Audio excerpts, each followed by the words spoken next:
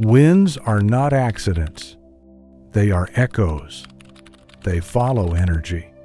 Every triumph in your life is first written in the unseen, carried not by chance, but by the vibration you hold. What you seek is already circling you, waiting for your energy to call it home. This is the ancient law. Winds follow energy. Introduction. Beyond the veil of ordinary life, deeper than thought, beyond logic and chance, there is a rhythm moving through the universe. It is older than time and yet alive in this very moment. That rhythm whispers a truth the ancients lived by. Every victory begins in energy before it blooms in form. You did not arrive here by coincidence. Something within you already knows. You have felt the tug of synchronicities, the ease of moments where life seems to rearrange itself in your favor. These are not accidents. They are confirmations of a universal law. Winds do not belong to the clever or the strong or the lucky. They belong to those whose energy aligns with the outcome. This wisdom is not about trying harder. It is not about piling on more effort or frantic striving. It is about resonance. It is about becoming the frequency of the life you desire until the outer world has no choice but to reflect it back to you. Imagine this. Every breakthrough you've ever celebrated, every success that has entered your life was first born in the unseen field of energy around you. Before the deal closed, before the opportunity appeared, before the door opened, it existed in vibration. Your win began as alignment. This book arrives in your hands because you are ready to remember, ready to stop measuring your life by visible evidence and begin tuning into invisible energy, ready to step beyond struggle into the art of attunement. Across these chapters, you will learn how to cultivate the frequency that magnetizes success, how to recognize the subtle signals that whisper your win is near, and how to hold steady in the state where manifestation becomes inevitable. Walk with these words as a lantern in the dark. Let them remind you of what your soul already knows. For this is not new knowledge, it is remembrance. And as you remember, you will discover the eternal truth. In all things, in every realm, winds follow energy. But before we begin, take a slow breath. If this message already stirs your spirit, I invite you to like this offering, subscribe to join our circle of seekers, and share in the comments where you are listening from. It is always beautiful to see how far the energy travels. Now, let us begin the journey. Chapter 1. Stronger than sight. Victory always begins before the eyes can see it. Wins are not random. They are seeded long before the moment of applause, born not in luck or in chance, but in the invisible garden of energy you cultivate within. Long ago, in a time when merchants carried spices across seas and caravans wound through deserts, there lived a trader named Calvin. His fortunes had withered. Once his warehouses brimmed with goods, but now his shelves echoed with emptiness. Once, partners lined at his door, now even old allies had vanished. Each sunrise seemed to bring news of another loss. Yet in his darkest hour, Calvin remembered something his grandmother had whispered to him as a child. Winds follow energy. The universe answers not to circumstances, but to the frequency you hold. And so, instead of drowning in despair, Calvin rose each morning with quiet certainty. He began to speak of abundance as naturally as one speaks of the dawn. When his neighbors asked how business was, he answered with a smile, "Profitable winds are on the horizon." When he closed his eyes at night, he pictured full warehouses and new trade routes spreading like golden threads across the map. Not long after, a forgotten debtor arrived, bringing repayment in full. A fresh route opened unexpectedly, carrying merchants who had never before crossed his path. Small blessings appeared, each one flowering into larger fortune, like blossoms breaking through after a long winter. What changed? Not the market, not the season, not his resources, only his energy. This is the first law you must understand. Energy precedes manifestation. Your thoughts, your emotions, your deepest assumptions, they are not idle. They are vibrations, rippling outward into the great fabric of reality, arranging patterns that later harden into visible form. Just as sunlight calls forth hidden seeds from the soil, your inner frequency calls forth victories waiting in the unseen. Consider another story, that of Loretta, a weaver whose days stretched into a monotonous gray. Her life was thread upon thread, each identical to the last, woven without spark. To her, the loom had become little more than a machine of survival. But then an old mystic crossed her path and gave her a gentle instruction. Do not treat your moments as ordinary. Each carries the seed of possibility. Approach your work as though it were an altar. Something in those words struck her. The next morning, Loretta sat before her loom with reverence. She lit a candle before weaving. She whispered blessings over her threads as if they were carriers of divine messages. Every fiber she touched became sacred. In time, her creations began to shimmer with a life beyond craftsmanship. Merchants from distant lands came seeking her work, unable to explain why her tapestries radiated such rare beauty. They only knew that something alive was woven into them. Loretta's life, once gray, blossomed with color and recognition, all because she infused her present with energy instead of routine. Her story reveals the hidden current of truth. Belief precedes sight. Winds do not come to those who wait for evidence. They come to those who embody faith before the proof appears. The outer world does not lead your inner state. The outer world mirrors it. You have felt this before, though perhaps without naming it. Think of those moments when you just knew something good was about to happen. A call from a friend you hadn't spoken to in years. A surprise opportunity that arrived the very week you thought about it. A synchronicity too perfect to dismiss. These are whispers of alignment, signs that your energy has already shifted reality's course. The universe is not random, it is responsive. Now, here is a practice the ancients called future memory. When night draws its soft veil across the sky, find a quiet place. Sit in stillness. Close your eyes. Allow your breath to slow until it flows as naturally as a calm river. Then, summon a vision of one cherished dream, something your soul longs to experience. But do not approach it as a hope, as if it were distant. Step inside it. See the colors as if you were already there. Smell the scents of that fulfilled dream. Hear the sounds that would surround you. Run your hands across its textures. Feel it alive within you.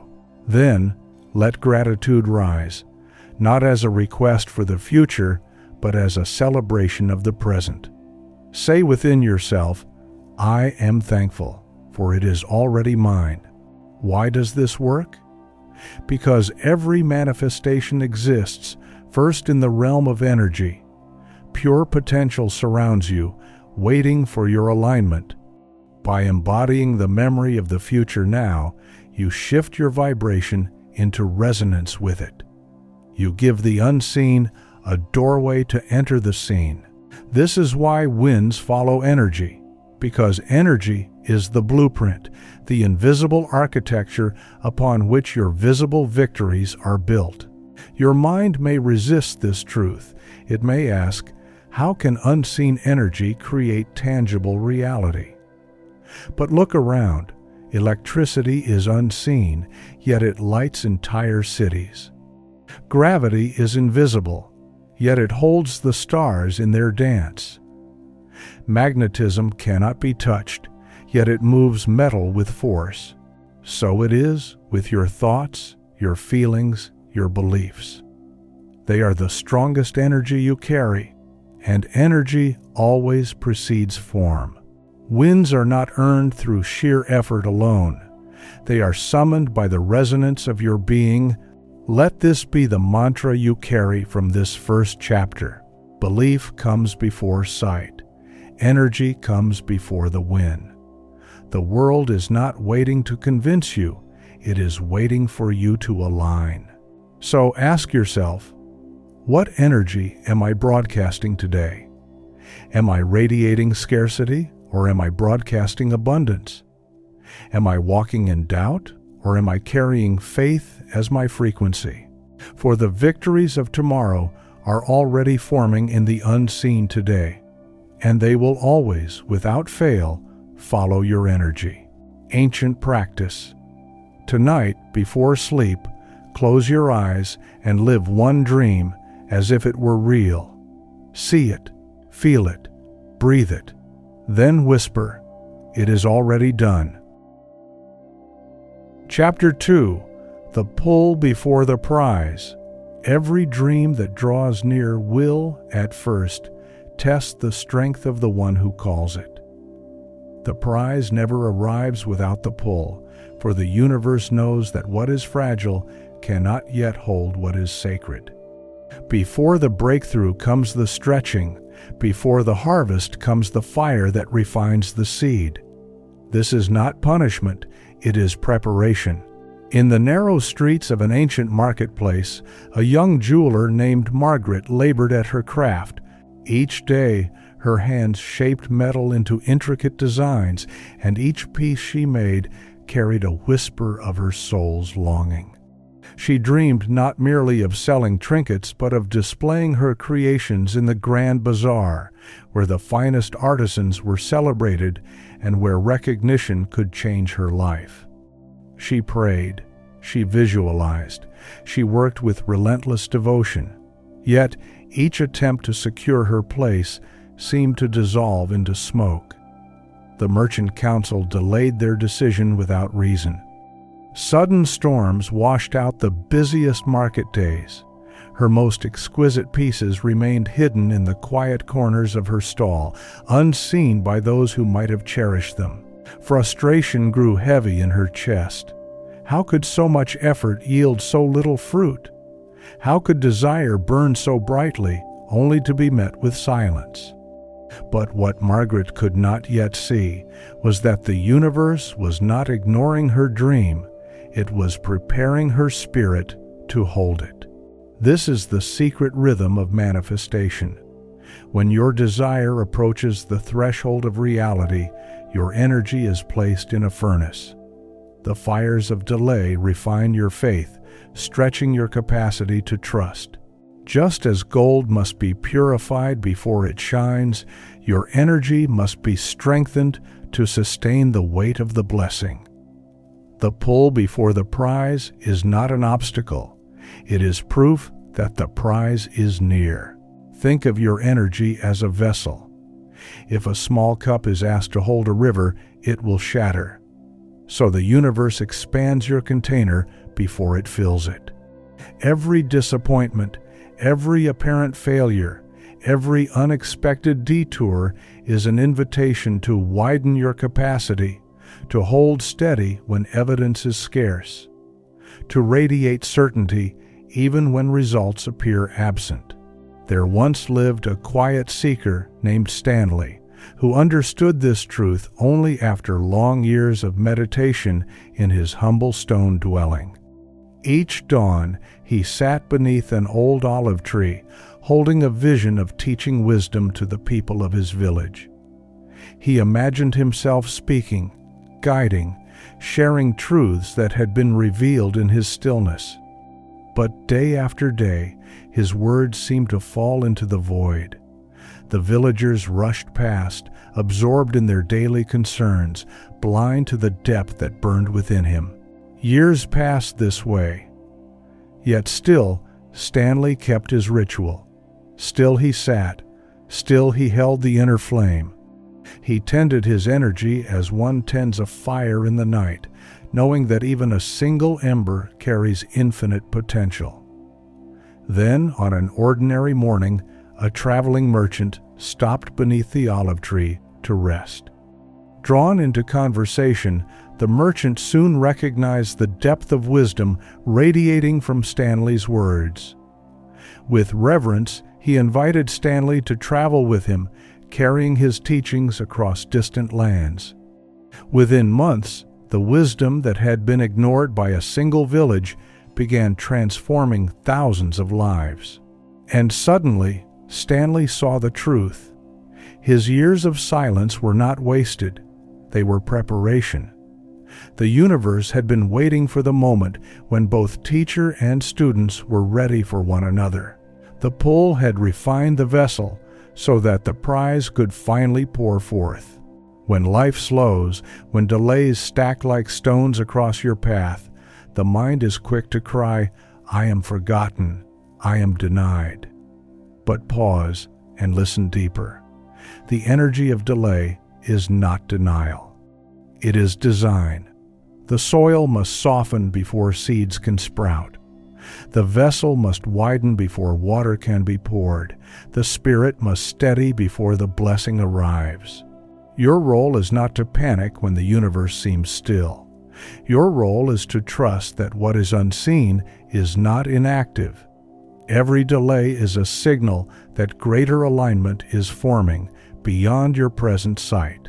Here is a sacred practice the ancients called the law of perfect timing. When you face disappointment, when the letter does not come, when the opportunity collapses, when the door remains closed, speak these words aloud. It is either not ready or something better is on the way. Let these words sink into your bones. Feel the energy of surrender flood through you. Instead of resisting, you align. Instead of pushing against what is not yet ripe, you hold steady and trust that the fruit will drop when the season is right. This simple practice transforms frustration into faith. Where the untrained mind sees rejection, the awakened spirit sees refinement. Each pause becomes a sign that the universe is expanding your field, creating space for the magnitude of your coming good. Think of the butterfly within its cocoon. To the outside eye, nothing seems to happen, but inside, transformation is underway. If the cocoon were opened too soon, the wings would not be ready. If the creature emerged before its time, it could not fly. So it is with your dreams. They require the full unfolding, the complete maturation of both desire and energy. The prize waits for you, but it will not arrive a moment before your spirit can sustain it.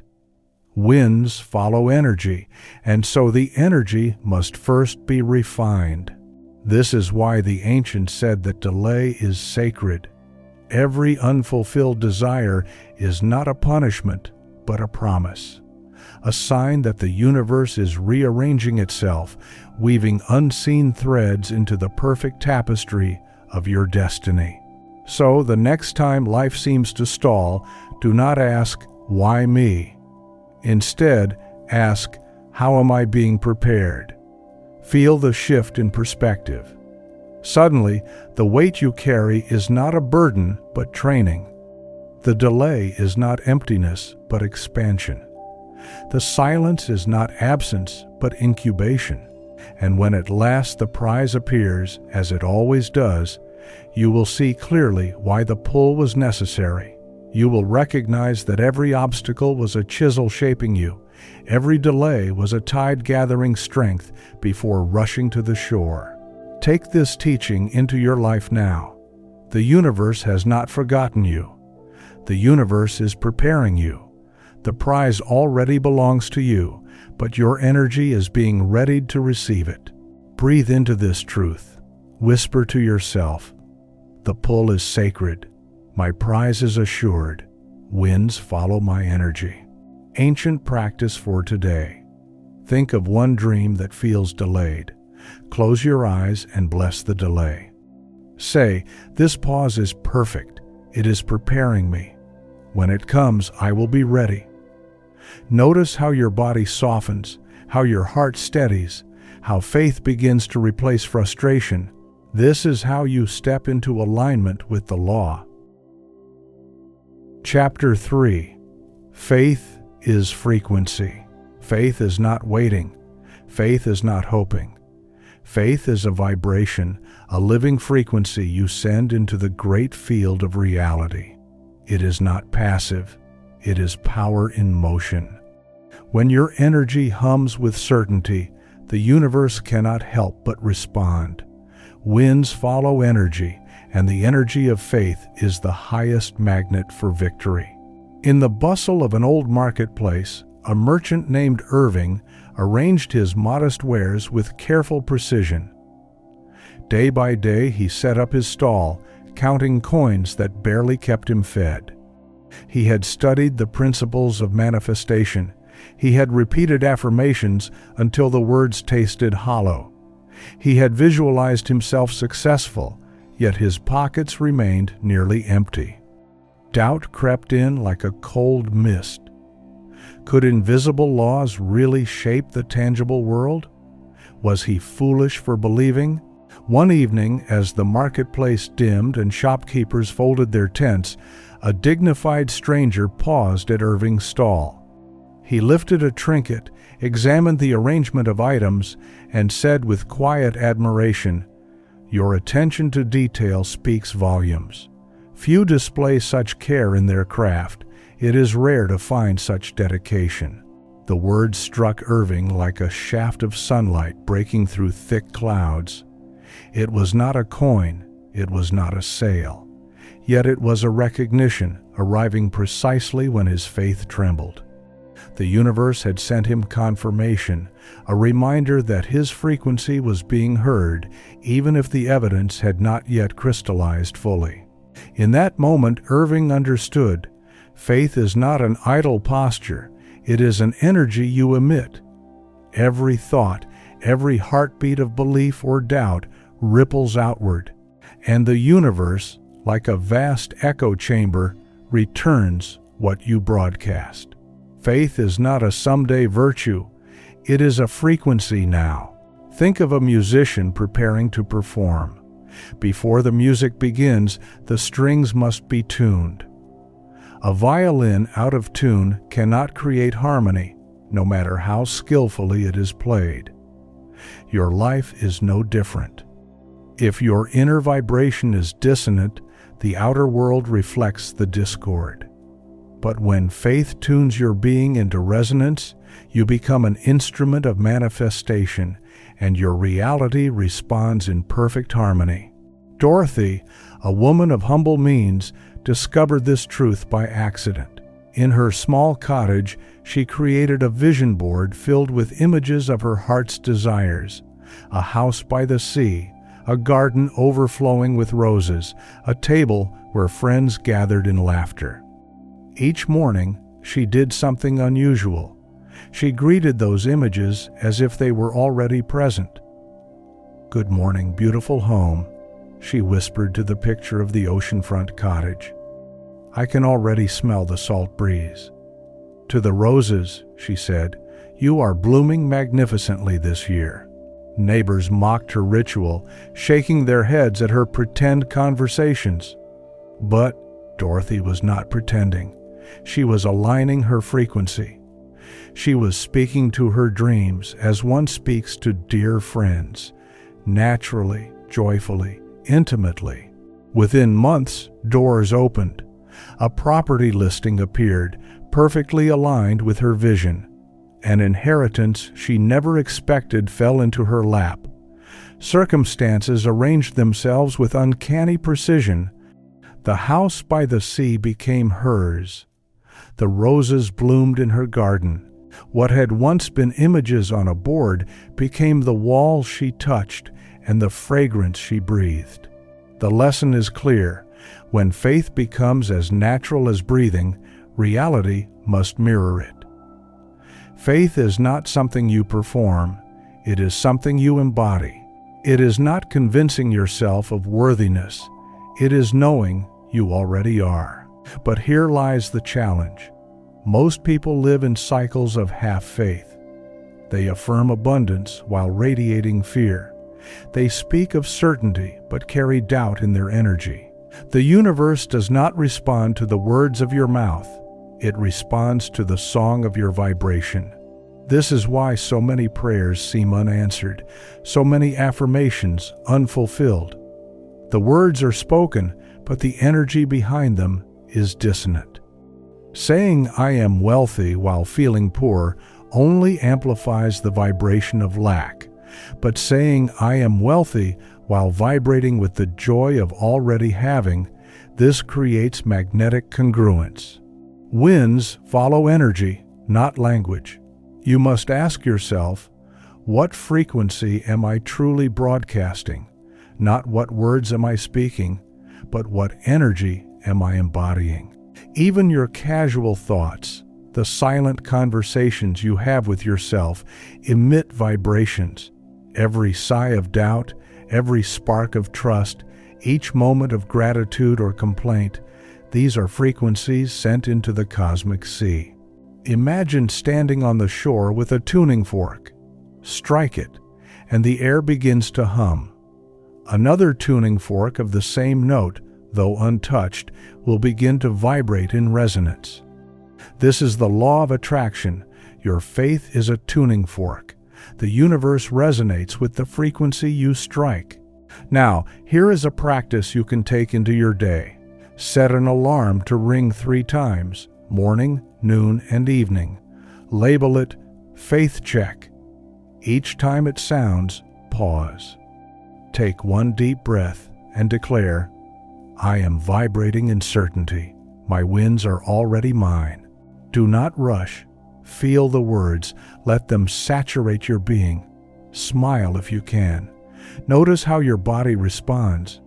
Your energy will shift instantly. With repetition, faith ceases to be a mental effort and becomes your natural state. Consider again the phrase, faith is frequency.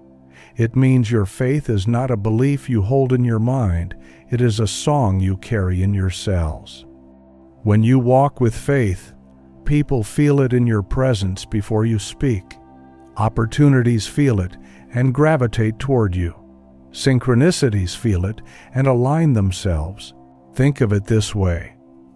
A lighthouse does not beg ships to notice its light. It simply shines. The ships come because the signal is undeniable. So it is with faith. You do not need to force your dreams to notice you. You need only emit the frequency of their inevitability.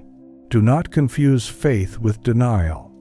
Faith is not ignoring reality. It is choosing which reality to amplify.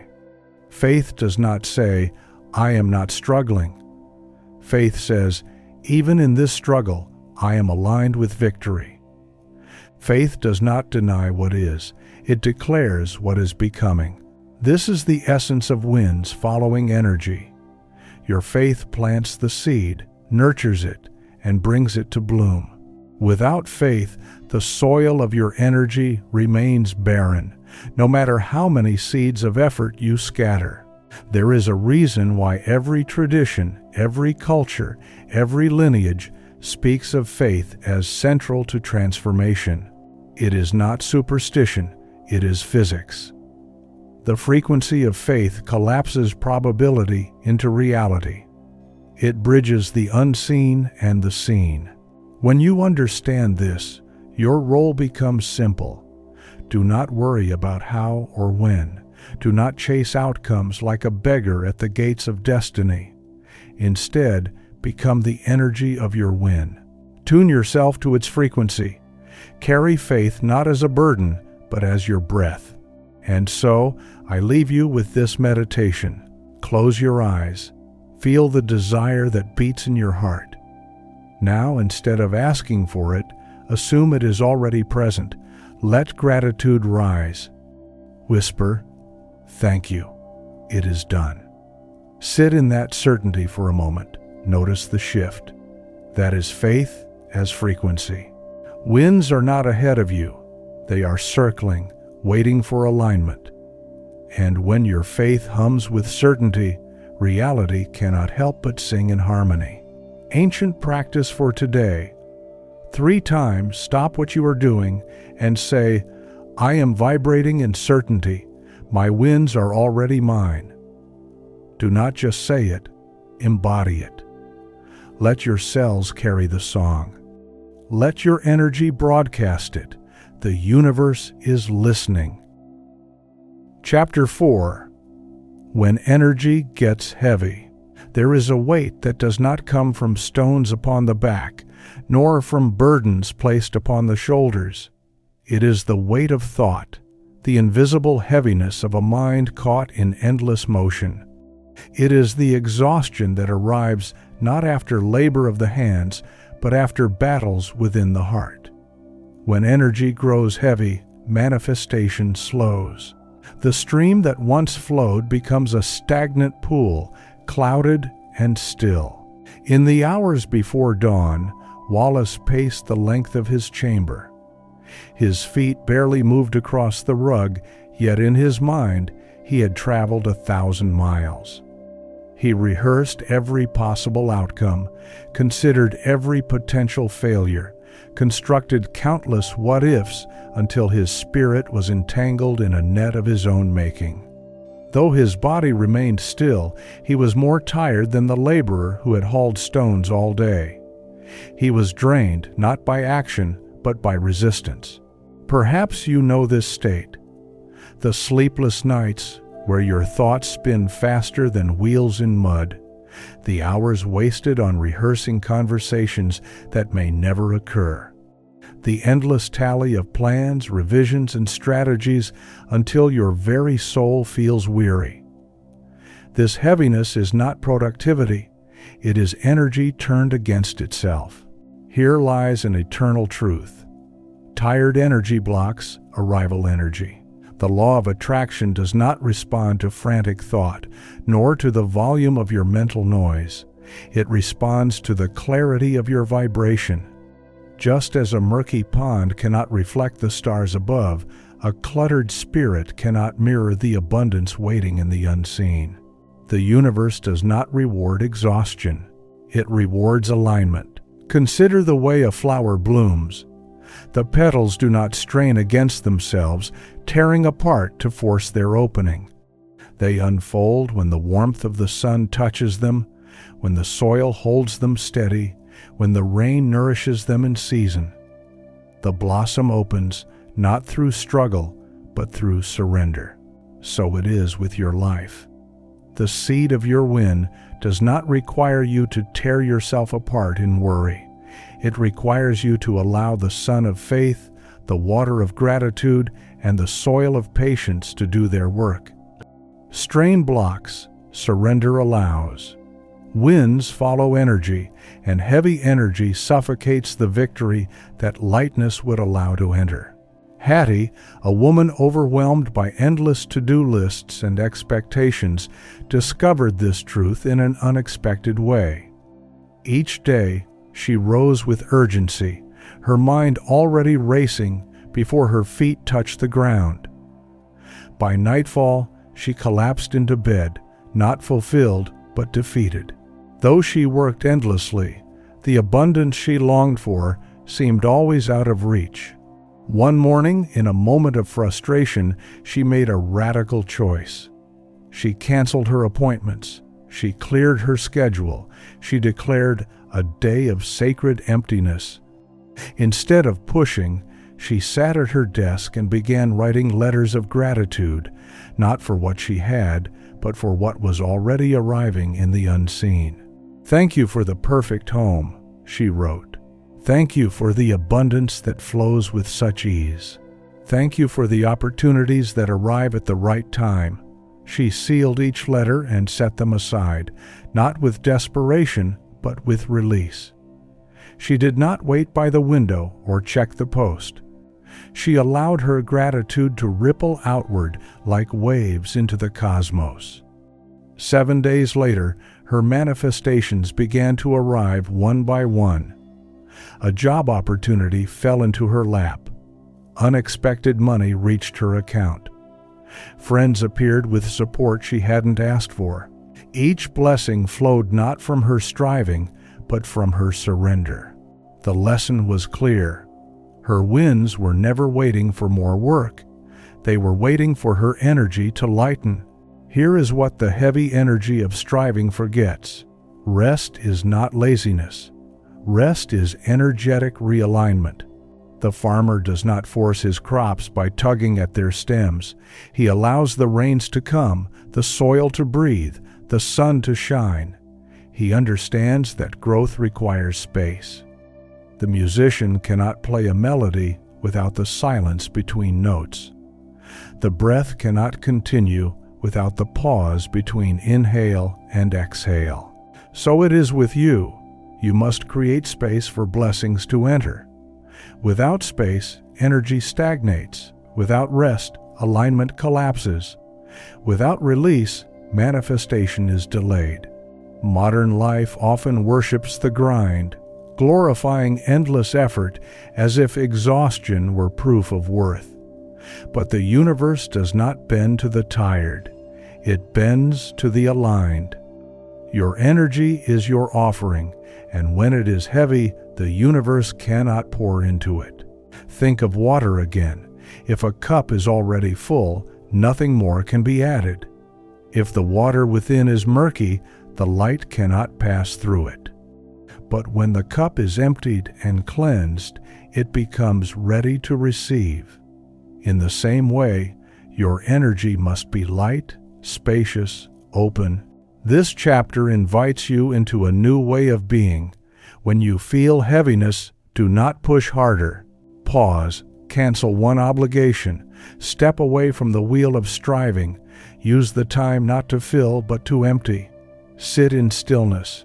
Write words of gratitude. Stretch your body. Breathe until your spirit softens. Do not demand results, simply allow. For in the allowing, you will discover a paradox. The less you force, the faster your blessings arrive. Winds follow energy, and lightness invites them. Perhaps you are afraid of slowing down. Perhaps you fear that if you stop moving, the opportunities will pass you by. But hear this truth: what is meant for you cannot be taken. What belongs to you cannot be stolen. The current of the universe does not need your frantic paddling, it needs your alignment. There is an ancient practice for this moment. Today, choose one task, an obligation that weighs upon you, and release it. Cancel it if you can, postpone it if you must. Replace that time with stillness. Breathe, dream. Allow your energy to settle. Whisper to yourself, I am aligning, not striving. My wins are already here. Then watch. Notice how the energy shifts.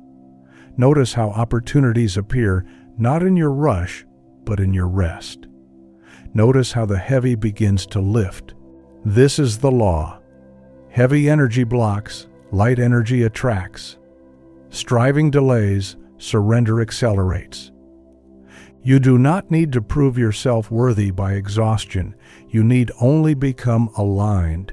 So, when your mind spins in endless circles, when your heart feels weary beneath the weight of invisible burdens, remember the flower, remember the stream, remember the silence between notes. Your task is not to force, your task is to allow. For in the end, winds do not come through tired energy. Winds follow energy that is light, clear, and open. Winds follow the heart that trusts more than it toils. Ancient practice for today. Cancel one obligation. Replace it with an hour of sacred emptiness. Do not fill the time. Let yourself breathe. Let gratitude rise, and say aloud, I create space for my winds. They are already on their way. Chapter 5. The Shift That Chooses You. Transformation rarely arrives with fanfare. It does not always appear as lightning or thunder. More often, it comes quietly, disguised as a simple choice, a subtle shift that seems almost ordinary but carries within it the seed of a new reality. Winds follow energy, and sometimes the most powerful shift is not in what you do, but in who you are being. In a quiet neighborhood where houses stood shoulder to shoulder like old companions, lived a woman named Mabel. She did not consider herself extraordinary. Her days unfolded in predictable patterns. She prepared her meals, walked to her work, returned in the evenings to the same chair by the same lamp. Yet deep within, she carried a heaviness she could not name. Life felt muted, as if she were living only half of what was possible. One morning, in a moment of stillness, she decided upon a new ritual. It was nothing grand, nothing her neighbors would notice. She stood before her mirror and looked into her own eyes. For the first time, she did not look with criticism or indifference. She simply smiled. Not a forced smile for appearance's sake, but a soft, genuine expression that reached her own soul. She said nothing. She only met herself with warmth. The shift was small, almost invisible. But it was real, and within days her world began to respond. The baker, who had always been curt, now lingered in friendly conversation. Colleagues who once hurried past her desk now paused to share ideas. Strangers on the street began smiling as though drawn to something luminous in her. Mabel's external life had not yet changed, but her energy had, and the universe noticed. This is the essence of the law. Your energy speaks louder than your words. We often imagine that success, recognition, love, and abundance are earned through action, through doing. But before action, there is being. Your energy field, what mystics call your aura and physicists describe as vibration, is constantly broadcasting into the unseen. It tells the universe who you believe yourself to be, and the universe, faithful and precise, mirrors back that belief. You can tell the world you are confident, yet if your energy whispers doubt, the opportunities you seek will slip away. You can declare abundance with your mouth, yet if your energy hums with scarcity, wealth cannot anchor itself to you. Winds follow energy, not declarations. Think of your energy field as an invisible garden. Every thought waters a certain seed.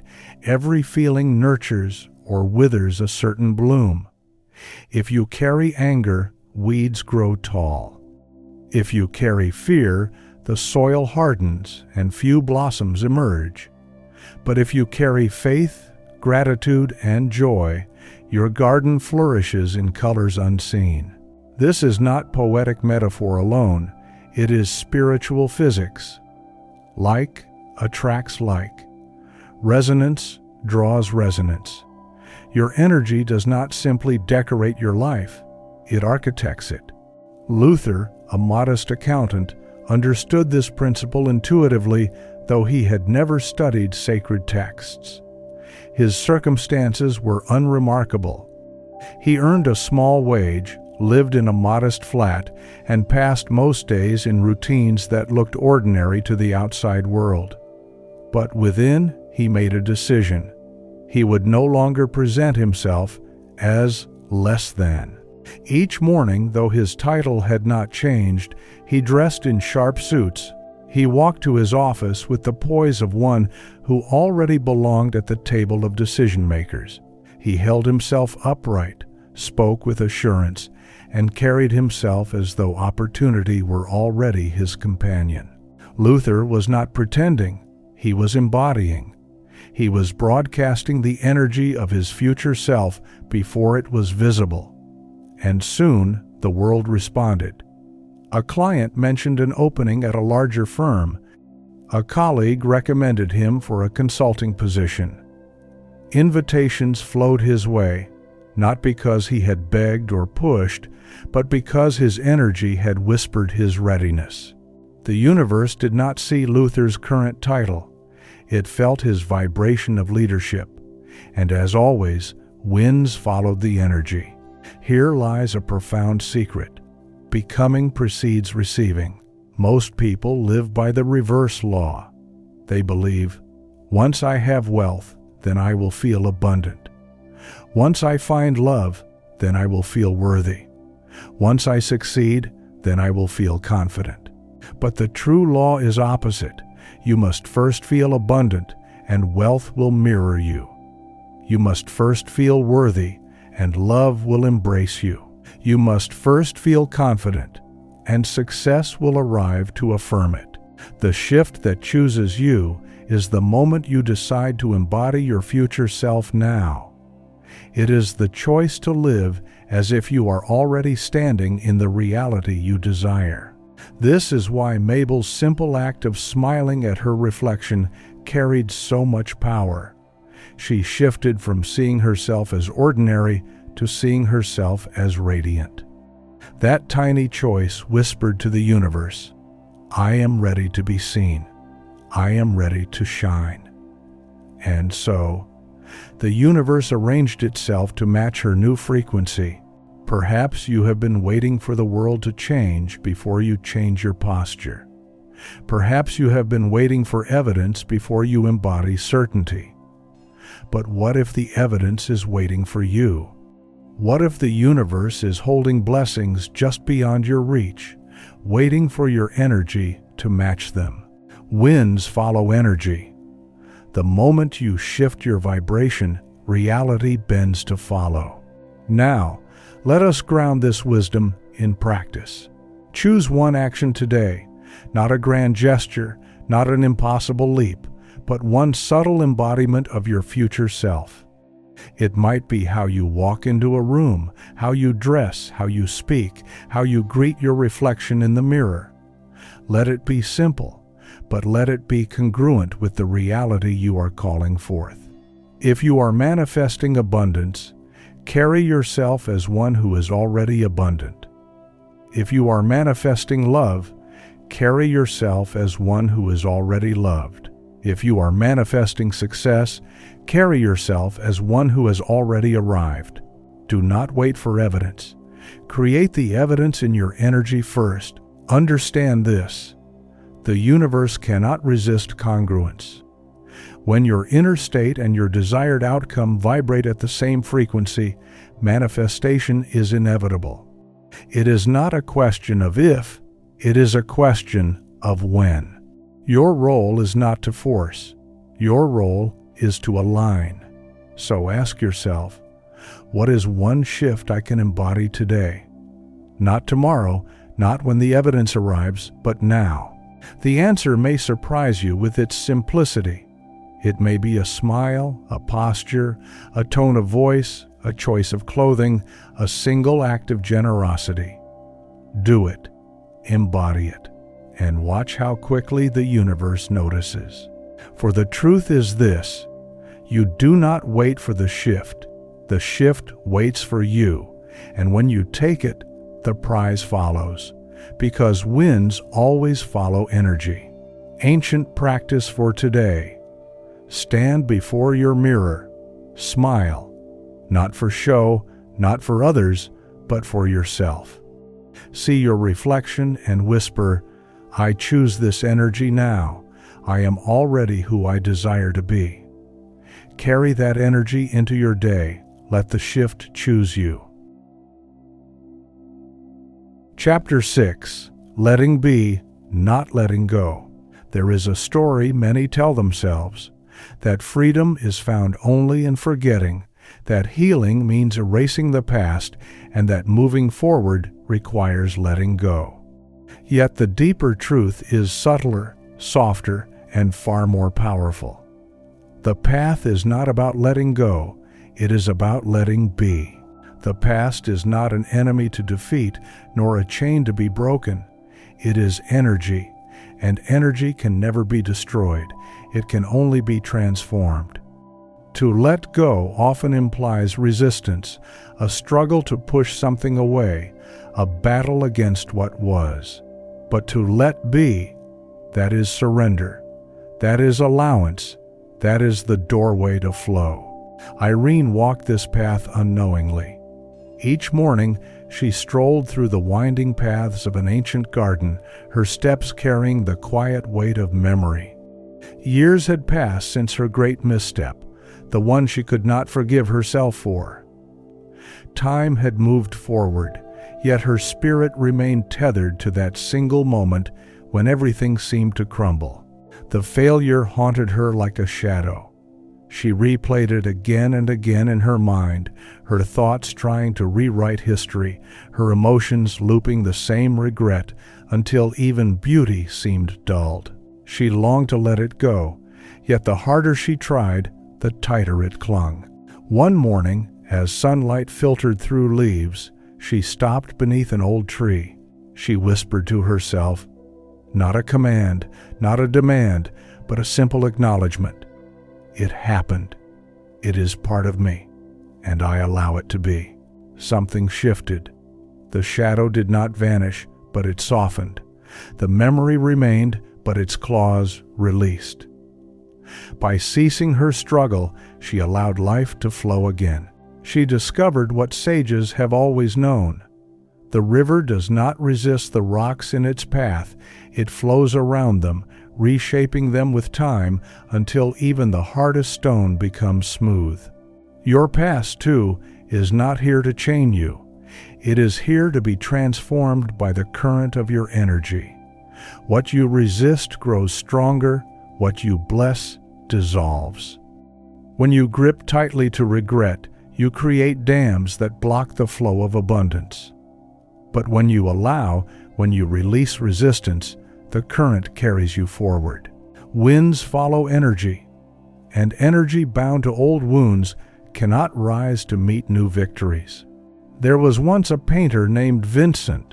His studio was filled with unfinished canvases, each one a battlefield of frustration. His mind obsessed over perfection.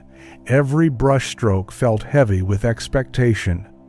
Each attempt ended in discontent. He wanted desperately to let go of the fear, the self-criticism, the inner resistance. But the harder he tried, the more rigid he became. Then one morning, weary of the battle, he chose something different. He picked up his brush and told himself, "Let it be. Let the paint move as it wishes. Let the canvas reveal what it will." And so he painted, not with force, not with pressure, but with allowance. Colors began to flow more vibrantly. Forms emerged with unexpected grace, and his art came alive as never before. The breakthrough was not in letting go of perfection. It was in letting be what wanted to emerge. This is the paradox. When you stop fighting, creation flows. When you release resistance, the universe fills the space with grace. Letting be is not weakness. It is wisdom. It is not resignation. It is realization. It is the recognition that energy flows more powerfully in surrender than in struggle. To let be does not mean to abandon your dreams. It means to release the emotional knots that strangle them.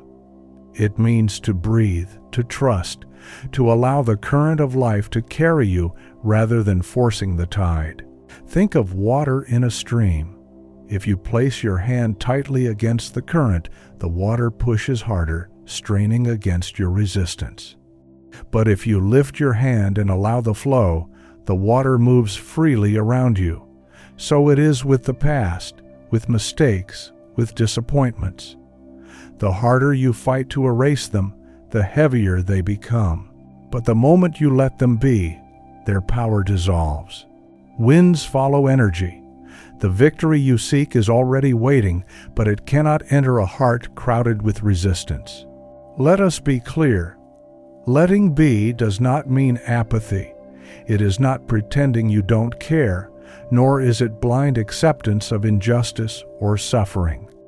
It is the sacred act of releasing resistance to what already is, so that energy can move toward transformation.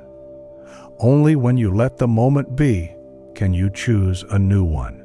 Here is a practice for this truth. Close your eyes. Bring to mind something you have struggled with, an old regret, a failure, a wound. Instead of pushing it away, whisper softly, "I bless what happened. I allow what is next." Do not force yourself to feel differently. Simply allow the energy to rest. Let it be. Notice how your breath deepens, how your body softens. Notice how the tightness begins to release. This is the art of transmutation. Resistance hardens energy. Allowance transforms it. Winds do not follow force. They follow the current of lightness, of flow, of alignment. To let be is to step into that current. Think of all the ways resistance has slowed your life. The job you clung to out of fear, even when it drained you. The relationship you held on to with grasping hands, even when it had long ceased to nurture you. The self-image you refused to release, even when it no longer reflected who you truly are. All of it weighed your energy down. But the moment you let be, the moment you surrendered the need to control, the energy shifted. Space opened, possibility entered, and life, always waiting, poured through the cracks. Your future is not delayed because you lack effort. It is delayed only when you cling to resistance. Allowing is the secret. Trust is the vibration. Winds follow energy, and energy flows only when you let it be. Irene's garden reminds us, though shadows walk beside you, they cannot block the sun. Vincent's canvases remind us, when you stop demanding perfection, beauty emerges on its own. And your own life reminds you, the moment you breathe, release, and allow, miracles begin to stir. Ancient practice for today. Find one regret or disappointment you have been gripping tightly. Write it down. Then place your hand over the words and say aloud, "I bless what happened. I allow what is next." Fold the paper and set it aside. Not thrown away, not destroyed, but simply placed down. Let it be. Trust that energy is already transforming. The victory ahead of you is not blocked by your past. It is blocked only by your resistance to it. Allow it to be, and you will discover that nothing has been lost. All has been preparing you. For as always, winds follow energy. Chapter 7. Your vibe has a deadline. Time, as most people understand it, is linear. Days are measured in calendars. Moments tick by on clocks. Deadlines are circled in red on paper schedules. But the universe does not operate on human calendars. It flows according to rhythm, resonance, and alignment. While your mind may scream that you are running out of time, the higher truth whispers, your vibe has a deadline, not your dream. Clara lived by the tick of the clock. Her wall was covered in notes, each marked with dates and milestones. She had a schedule for her success, a precise timeline of when she should be promoted, when she would purchase her dream home, when her savings would reach a certain amount. Each morning, she compared her life against the red-circled deadlines, and each night she carried the heaviness of falling behind. Her heart grew weary under the weight of unmet expectations. She believed that if she did not achieve her desires by the appointed time, she was failing. What she did not realize was that her obsession with timing was binding her energy in resistance. For here lies the truth. Urgency carries the energy of lack. When you rush, you signal to the universe that what you desire is not here, not yet, not enough. The frequency of impatience tells the cosmic field, I do not believe, I do not trust, I am afraid it won't come. And so, manifestation slows, delayed not by external obstacles, but by the very vibration of urgency itself. The flower does not bloom when you demand it. It opens when the season turns, when the sun has warmed the soil, when the roots have drunk their fill of rain. No gardener can pull open the petals and call it progress. To rush the blossom is to destroy it. So it is with your manifestations. Winds follow energy, and energy respects divine timing. The more you clutch at the petals, the longer the flower hides. The more you insist it must happen now, the more the universe whispers, not yet. Reuben discovered this wisdom when he set out to open a healing center in his city. Others told him to hurry, to seize the first available property, to push his vision into reality before someone else claimed the opportunity. But Reuben listened inwardly. He noticed how certain options felt heavy, how certain spaces felt forced. He chose not to rush. He chose to wait. For months, people questioned him. They whispered that he was wasting time. They said opportunities did not wait forever. But Reuben trusted something deeper. He knew his role was not to dictate timing, but to maintain alignment. Then, on an ordinary Tuesday, everything clicked. The perfect location appeared, a building filled with natural light, surrounded by gardens, priced within reach. Partners emerged unexpectedly, funding flowed with ease, and his healing center was born. What others had struggled to accomplish in years, he achieved in weeks, not because he hurried, but because he aligned. This is the paradox. Divine timing is often faster than human planning. When you surrender the when and embody certainty in the now, the universe orchestrates the how with perfect precision. The caterpillar cannot demand the hour of its transformation. The river cannot force its way to the sea before carving its channel. Neither can you dictate the clock of the cosmos. But you can align your energy with certainty. You can release the rush, knowing that what is yours will never miss you. Winds follow energy, not deadlines. Perhaps right now you feel behind. Perhaps you see others racing ahead, achieving milestones faster than you. Perhaps your heart aches as you wonder why your dreams seem delayed. But remember this: life does not measure your worth by the clock. The universe does not ask, "Are you on schedule?" It asks, "Are you aligned?" Your vibe has a deadline. If your energy falls into panic, into urgency, into lack, then the dream cannot enter. But when your vibe holds steady in certainty, when you radiate trust instead of worry, then the dream arrives. Not late, not early, but right on time. Consider the sun. It rises each morning without fail. You do not pace the floor at night worrying if dawn will arrive. You trust its timing. This is faith in action. And just as surely as the sun rises, your aligned manifestations arrive in their appointed hour. Your role is not to demand the sunrise, but to keep your lamp lit through the night. Here is a practice for this truth. Pause now and bring to mind two things you have been rushing. Perhaps it is a dream you want to materialize. Perhaps a goal you wish had already unfolded. Whisper aloud, "It will arrive right on time." Breathe into those words. Feel the relief spread through your body. Notice how urgency loosens its grip, how peace begins to replace panic. This is how you align with divine timing. The mind worships the clock. The soul honors the rhythm. Winds follow energy, and energy flows not by dates circled in red, but by alignment sustained in faith. Clara eventually learned this.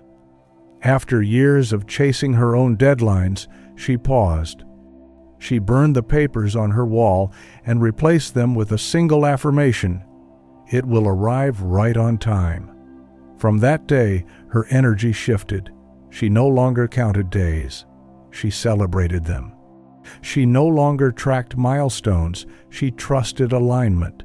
And soon, opportunities arrived, many earlier than her own calendar had planned. The universe had been waiting all along, not for her to do more, but for her to release the grip of urgency. The lesson is simple but profound. Stop racing the clock. Start aligning your energy. Stop fearing that time is running out. Start trusting that the universe is always on time. Stop demanding that your dream arrive now. Start becoming the person who can hold it when it does. For the truth is this: you are never behind. You are never late.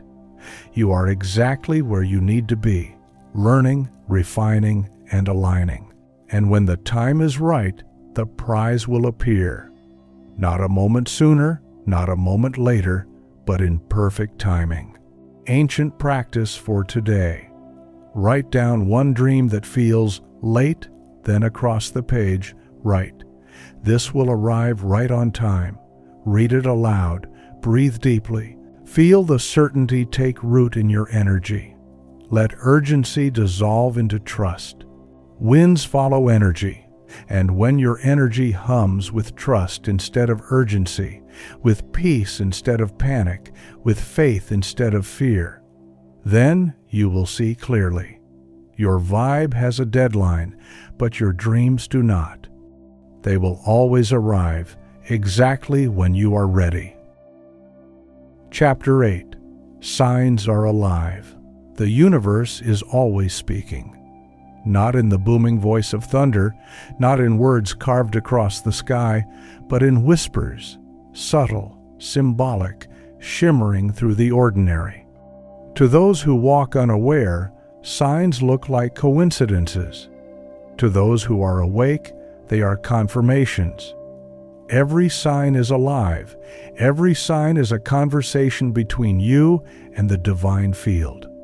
Winds follow energy, and signs are the language through which the universe reflects your alignment back to you. Geraldine once dismissed this truth.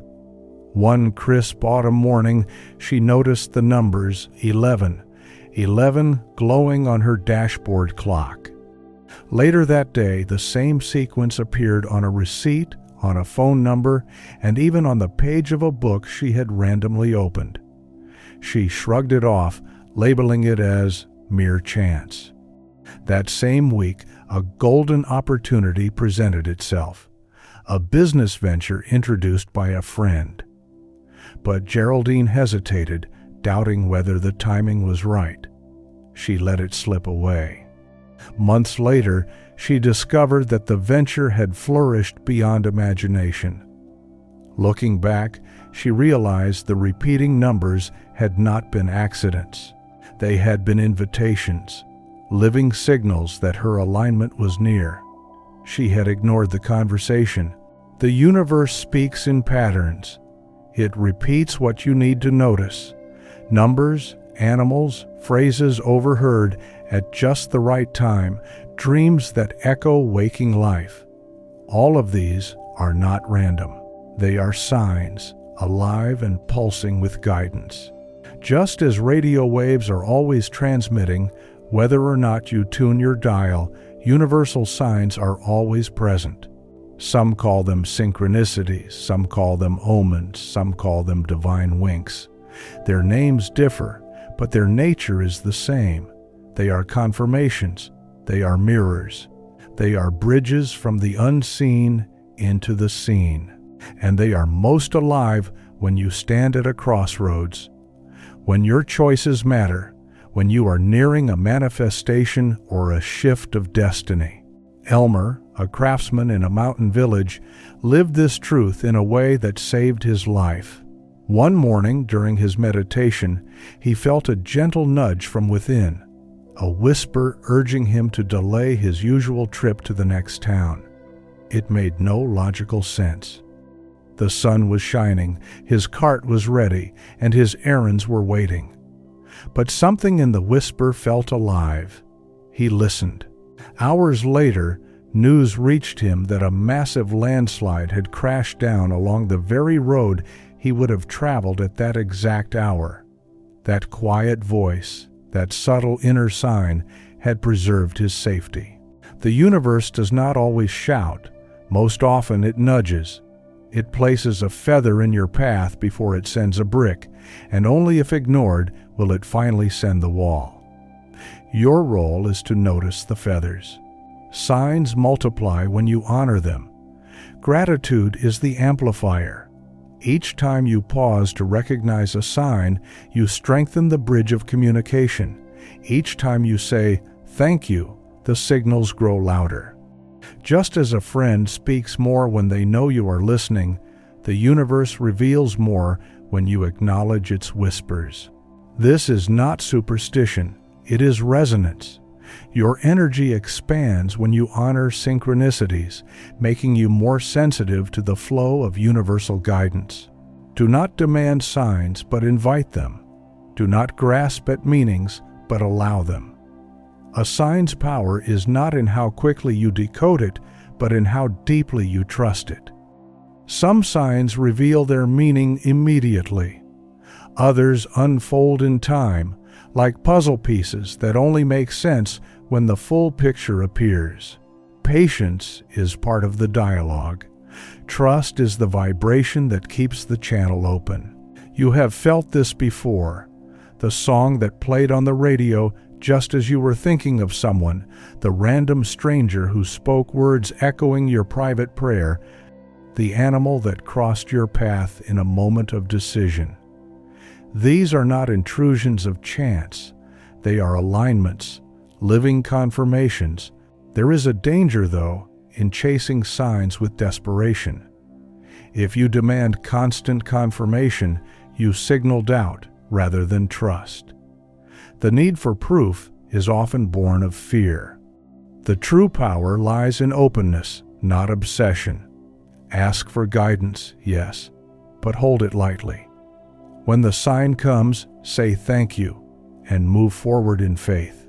The ancients understood signs as sacred language. To them, nature itself was alive with messages. The flight of birds, the patterns in the stars, the shape of clouds. These were not accidents. They were part of the same cosmic field that shapes outcomes and delivers blessings. They knew that everything is connected, and therefore everything can be a messenger. In truth, the universe is not outside you, sending you signals from afar. It is within you, responding to your own vibration. The signs you see are reflections of your energy state, mirrored back so that you can know where you stand. When you are aligned, signs of alignment appear. When you are resisting, signs of resistance arise. Winds follow energy, and signs are the breadcrumbs that prove your energy is being answered. They are invitations to keep walking. They are affirmations that your alignment is working. Here is a practice for you. Each morning, whisper this: "Universe, show me a sign today." Then release it. Do not specify what it must be. Do not chase after it. Allow it. And when something small or subtle appears, honor it. Say, "Thank you, I am listening."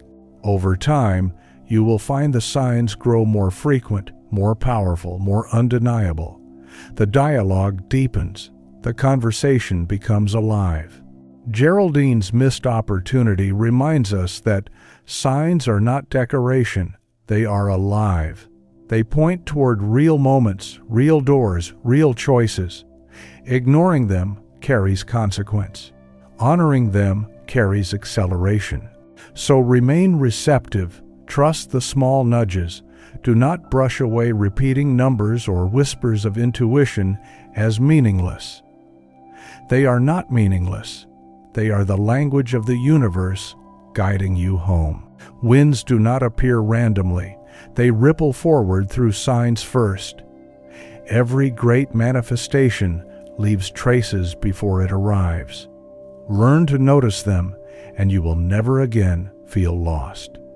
For the signs are alive, and they are always pointing you toward the victories your energy has already called forth. Ancient practice for today. Before you begin your day, say aloud, "Universe, I am open. Show me a sign today." When it comes, no matter how small, pause and give thanks. Write it down.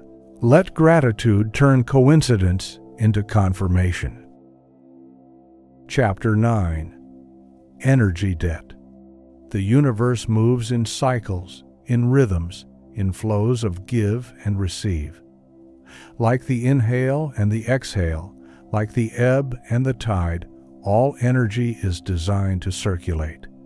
But when this circulation is broken, when you pour out without replenishment, you fall into what can only be called energy debt. Energy debt is not always visible. It does not appear as numbers in your bank account or as overdue notices in the mail. It is subtler, deeper, and far more costly. It shows itself in fatigue that no amount of sleep can cure. It hides in the fog of indecision, the burnout that steals your joy, the heaviness that lingers even when nothing appears wrong. Energy debt is when you give so much of yourself to the world that nothing is left to call your own. And when your energy is in debt, your manifestations stall. Winds follow energy, but when your reserves are depleted, even the greatest opportunities cannot anchor themselves into your reality. Morris was known in his village for his kindness. His home was always open, his time always available, his listening ear always ready. Neighbors came to him with their burdens. Friends leaned on him for favors. Strangers sought his counsel, drawn by the warmth of his heart. And though his words helped many, Morris himself began to wither. His laughter grew quieter, his eyes dimmed, his steps slowed. He gave endlessly but rarely received. At first he dismissed the signs. "I am simply tired," he told himself. But fatigue deepened into apathy, and apathy grew into despair. One day, as he sat alone in his quiet home, he realized the truth. He had given away his light faster than it could be restored. His generosity had become a leak in his spirit. He was bankrupt, not in coin, but in energy. The law of attraction does not respond to your actions, it responds to your vibration, and when your vibration is drained, it mirrors back emptiness. Lucille, a woman in another town, lived a similar story. Her door was never locked, her phone always on, her schedule perpetually filled with the needs of others. She prided herself on selflessness, on being available at all hours. Yet her own dreams gathered dust. Her projects lay unfinished, her passions untouched. She told herself that sacrifice was noble, that putting others first was virtuous. But inside, her soul whispered a different truth. Your energy is your treasure. Guard it as you would gold. One night, exhausted to the core, Lucille sat in meditation. A message rose within her, clear and undeniable. Your energy is your offering. To squander it is not holy. To preserve it is sacred. And so she began to change. Slowly, gently, she set boundaries. She chose hours for service and hours for solitude. She learned to say no, not with cruelty, but with love. At first, guilt shadowed her steps. She feared others would see her as selfish. Yet as she protected her energy, something miraculous occurred. Her light grew brighter, her guidance grew clearer. Those who sought her wisdom received deeper insight than before, for she was no longer pouring from an empty vessel. Her manifestations, once stagnant, began to accelerate. This is the paradox of energy debt. When you preserve your energy, you do not decrease your service, you increase its power. Winds follow energy, and energy must be replenished. The sun itself sets each night. The ocean rests between tides. The fields lay fallow between harvests. All of nature honors the law of renewal.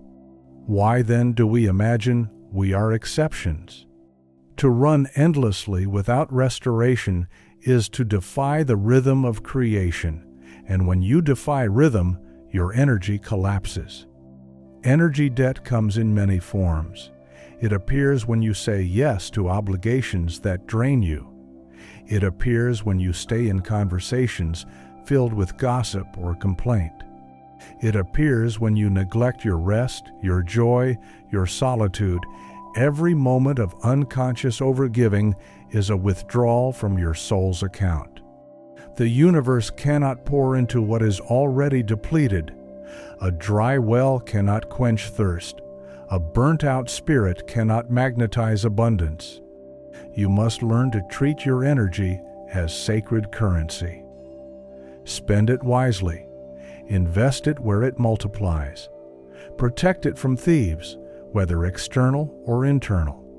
For every yes you give to a drain, you say no to your destiny. Every hour spent in depletion is an hour stolen from alignment. The ancients knew this. That is why mystics withdrew into solitude, why prophets retreated into deserts and mountains. They were not abandoning service. They were refilling their wells, preparing to return with abundance that overflowed. So ask yourself, where am I leaking energy? Where am I spending more than I am receiving? Notice how often you overextend yourself. Notice how often you dim your light to keep others comfortable. Notice how often you treat yourself as an afterthought while pouring endlessly into others. Then ask, what would it look like to honor my energy as the most precious resource I own? Winds follow energy, and the universe responds to the vibration of self-value. When you treat your energy as precious, the world reflects that value back to you. When you protect your reserves, opportunities appear that honor your worth. This is not selfishness, it is alignment. It is remembering that your light shines brightest, not when it flickers for everyone at once, but when it burns steadily, illuminating the path for all who are ready to walk by it. Here is a practice for today. Say no once where you usually say yes. Do not explain, do not apologize. Simply honor your boundary. Then take the energy you preserved and invest it in yourself. Use it to meditate, to create, to rest, to dream. Watch how your spirit recalibrates. Notice how even a single act of self-preservation amplifies your field. Morris eventually learned this truth as well. He began by setting aside one evening each week just for himself. At first it felt strange, self-indulgent even. But as weeks passed, he noticed his laughter returning, his eyes brightening, his steps quickening. His energy debt began to clear, and in its place, abundance flowed. Those who came to him still found wisdom, but now it came from overflow, not from depletion. His service deepened because his soul was full. And Lucille, too, discovered that boundaries did not repel the right people. They attracted them. Her circle shifted, those who only took and fell away. Those who honored her energy drew closer. The universe mirrored her self-respect with opportunities that required her to stand in her full power. This is the invitation. Stop treating your energy as infinite while neglecting its care. Stop pouring from an empty vessel. Stop believing that exhaustion is proof of love or service. The truth is clear. Your energy is sacred. Guard it, preserve it, restore it. For only when your energy is whole can your manifestations anchor. Only when your reserves are full can your dreams be sustained. Winds do not follow exhaustion. They follow energy that is vibrant, replenished, and overflowing. Ancient practice for today. Choose one boundary you will honor today. It may be declining a request, pausing a draining conversation, or stepping away from a commitment that no longer serves you. Say no with love and watch how your energy expands. The lesson echoes through the ages. Preservation is not selfishness, it is sacred responsibility. When you honor your energy, you honor the law of attraction itself. And as always, winds follow energy. Chapter 10. Expect the impossible. There is a hidden threshold every dreamer encounters, a point where the ordinary ends and the extraordinary begins. Most people never cross it. They stop at the edge, convinced that what they desire is too far, too vast, too unrealistic. Yet the truth is this: the impossible is only a boundary drawn by the mind. The universe has no such walls. Winds follow energy, and when your energy declares, "Even the impossible belongs to me," reality has no choice but to make room. Eunice sat in her garden, surrounded by withered roses. She had tended them faithfully for years, watering them, pruning them, whispering affirmations over their blossoms. Still, the flowers drooped, lifeless and dry. Her roses mirrored her inner state. For years, she had pressed forward, declaring her desires, affirming her abundance, vision boarding her dreams, and yet nothing changed. She prayed harder. She visualized longer. She recited affirmations with intensity. But the very effort carried a hidden vibration of lack, for beneath her words lived a doubt. Maybe it won't happen for me. One evening, weary from striving, Eunice released her grip. She sat in her garden, empty-handed, and whispered not another demand, but a sigh, "So be it." In that moment of surrender, the impossible stirred. Not in her roses, not yet in her finances or circumstances, but within her. Her heart softened, her vibration lightened. She realized the secret she had overlooked all along: allowance precedes arrival. The path to manifestation is not paved with endless effort. It opens when you allow. Most souls believe they have faith. They believe in miracles, in abundance, in possibility. But faith that clings, faith that demands, faith that secretly doubts is not true faith. True faith is expectancy, an open palm, not a clenched fist. True faith smiles at the impossible and says, "You are welcome here." Rodney, a humble man in a distant valley, lived this truth in his own way. He kept a peculiar journal he called his blessing map. Each evening he would record unexpected joys: a kind word from a stranger, a coin found on the road, the sound of laughter drifting from a neighbor's window. These small blessings were his seeds of evidence. As months passed, Rodney noticed a startling pattern. Every time he allowed himself to expect joy beyond reason, joy arrived. Not always in the form he imagined, but always larger than logic would permit. His greatest victories came not when he pushed hardest, but when he gave himself permission to expect the impossible. One evening, as he wrote in his journal, he paused and smiled. He realized that his life was no longer about seeking blessings, it was about receiving them. He had crossed the threshold. He had trained his energy to welcome the impossible, and the impossible answered. This is the essence of the law. Your energy field responds not to what you beg for, not to what you grasp at, but to what you allow yourself to receive. The universe is not withholding your dreams. It is waiting for you to believe you are worthy of them. When you declare, "I will only expect what seems reasonable," you anchor yourself in the realm of logic. But when you whisper, "Even the impossible belongs to me," you step into the realm of miracles. And miracles are simply possibilities the mind has not yet learned to accept. Think of water. When it meets a rock in its path, it does not argue or resist. It flows around the obstacle, finding a way that logic might call impossible. Think of seeds. From a single speck smaller than a fingernail, forests emerge. Think of stars. Light born millions of years ago travels through the void to reach your eyes tonight. Reality itself is built upon what was once impossible. So why should your dreams be any different? Winds follow energy, and energy that expects only the probable receives only the probable. But energy that dares to expect the impossible cracks open the field of reality. You may say, "But I have tried, I have expected, and still nothing has come."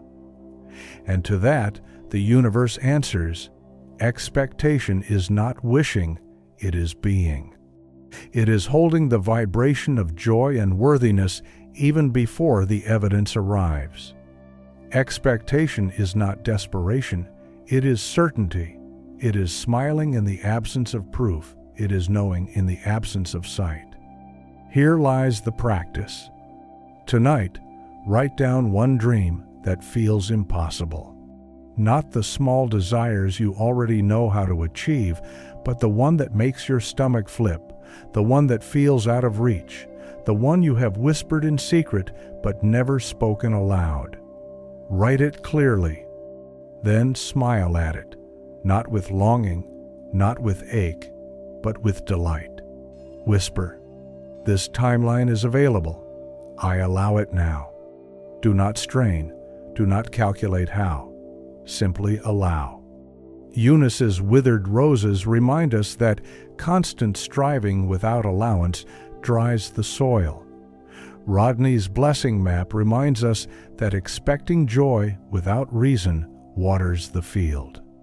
And your own heart whispers that what you long for is already alive in the unseen, waiting for your permission to arrive. The truth is simple but profound.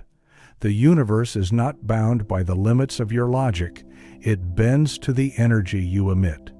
And when your energy emits expectancy, when you carry yourself as though the impossible is not only possible, but inevitable, then reality reshapes itself to match. Winds follow energy, and the energy of expectancy is the highest invitation you can send. So expect the impossible. Expect abundance where logic says lack.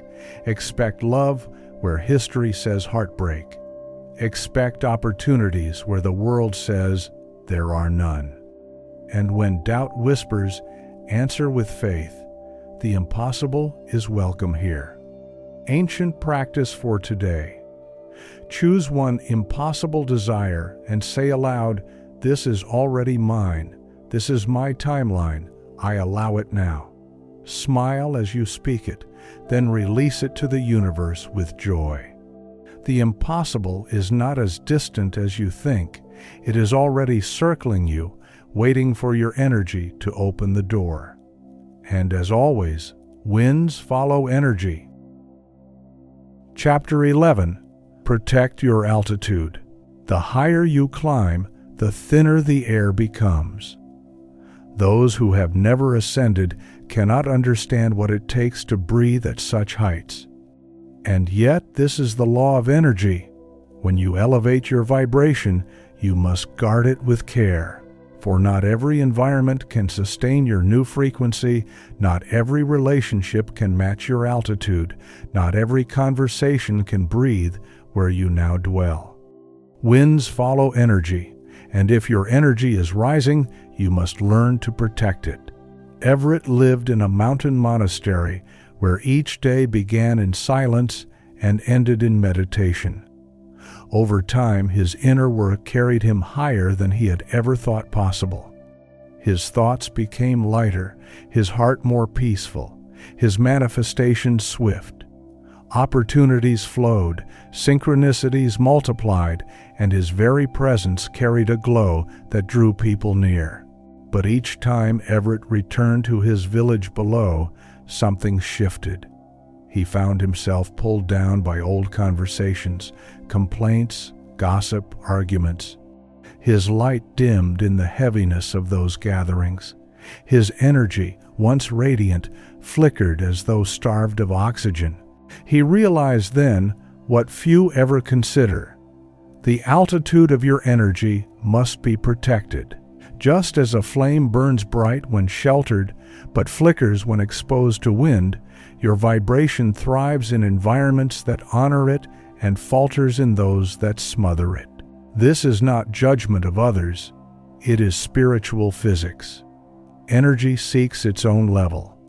Just as water cannot flow uphill on its own, your vibration cannot stay elevated in an atmosphere that drains it.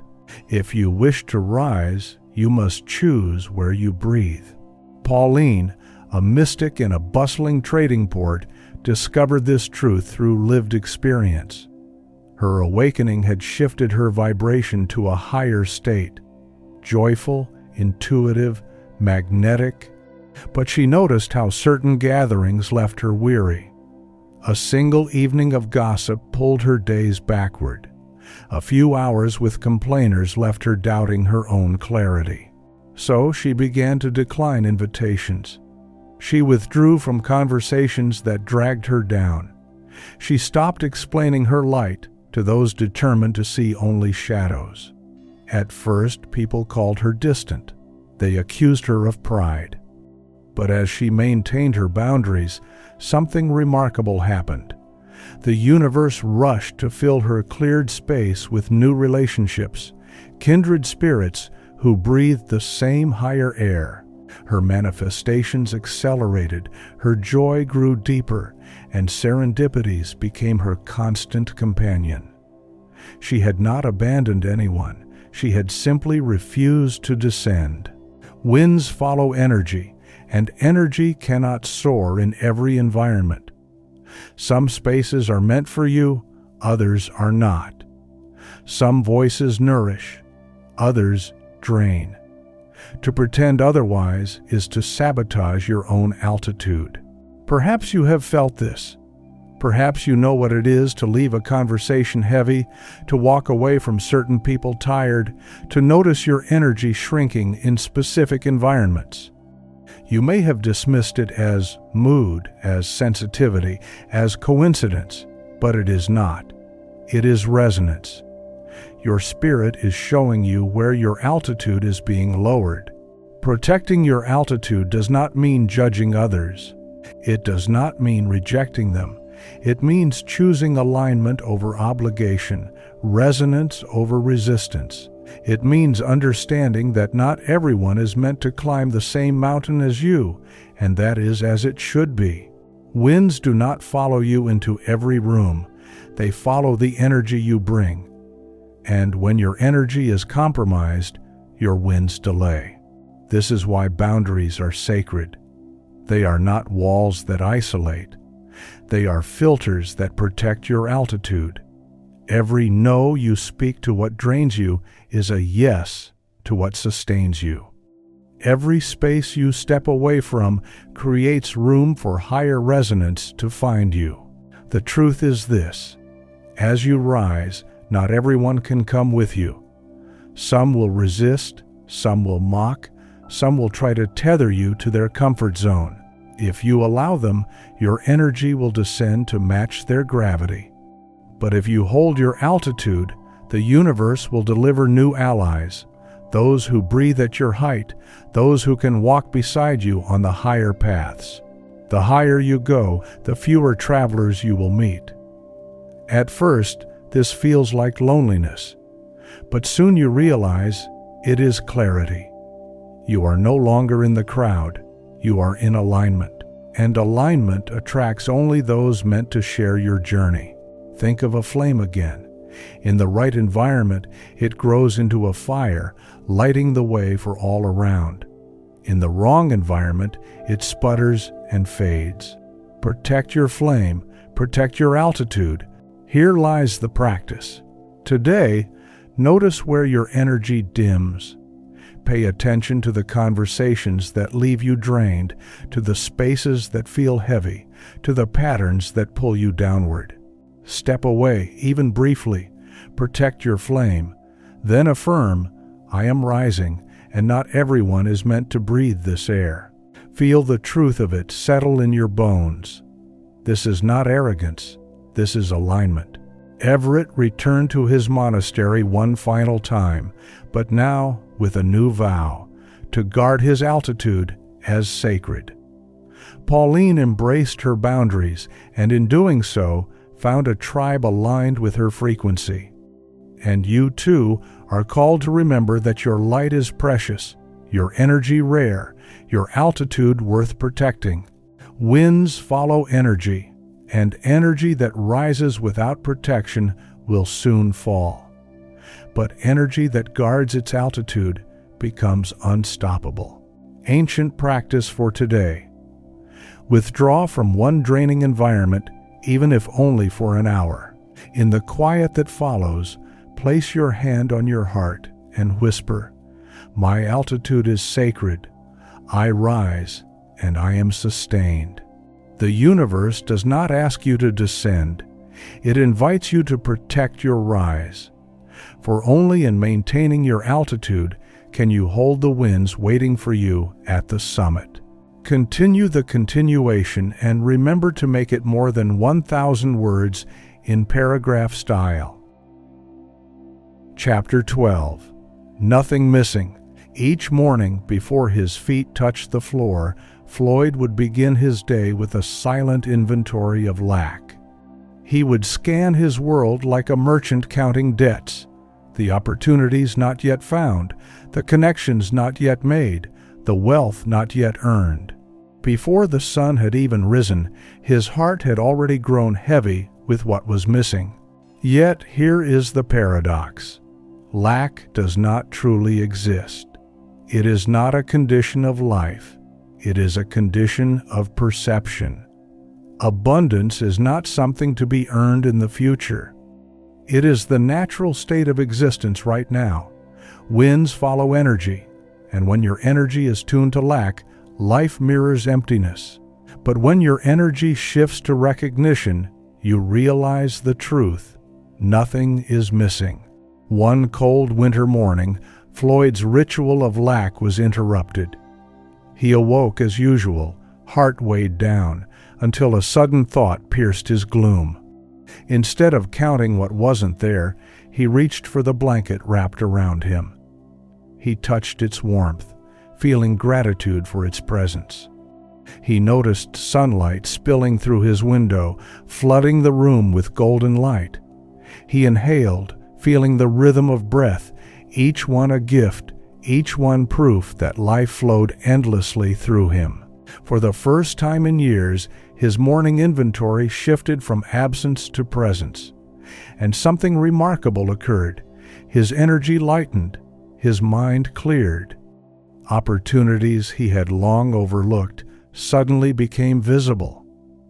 The only thing that had changed was his perception, yet the shift altered his entire reality.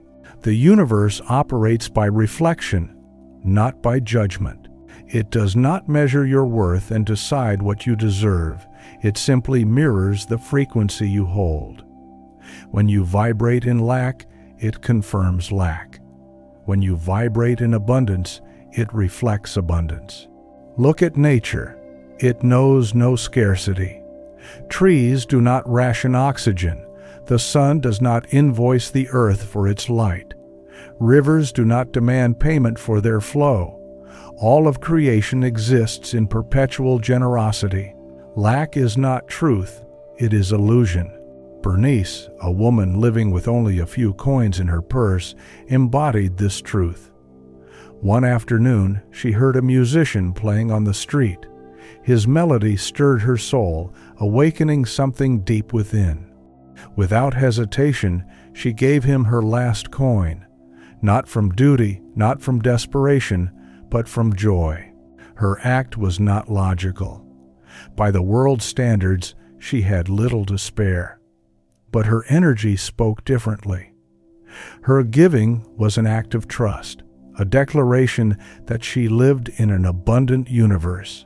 The very next morning, an unexpected check arrived in her mail, 10 times the amount she had given away. This was not coincidence. This was resonance. Her frequency had shifted from fear to faith, and the universe mirrored it back. Winds follow energy, and the energy of abundance begins with recognition. When you focus on what is missing, you amplify the illusion of emptiness. When you focus on what is present, you amplify the truth of abundance. You may wonder, but what about my real needs? What about the bills unpaid, the dreams delayed, the desires unfulfilled? Understand this. Recognizing abundance does not mean denying challenges. It does not mean pretending life is perfect. It means refusing to let what is absent define your vibration. It means anchoring in what is already here so that more can flow. Scarcity is like a cloud passing in front of the sun. The cloud may seem real, it may block your vision, but behind it, the sun never stops shining. Likewise, abundance never ceases to exist. Your perception simply blocks its light. Winds follow energy, not circumstance. Floyd learned this deeply as his mornings transformed. Each day he found something simple to celebrate: the food in his cupboard, the laughter of children outside, the sound of wind through the trees. His inventory shifted from debts to blessings, and as his vibration rose, new doors opened. Unexpected offers arrived.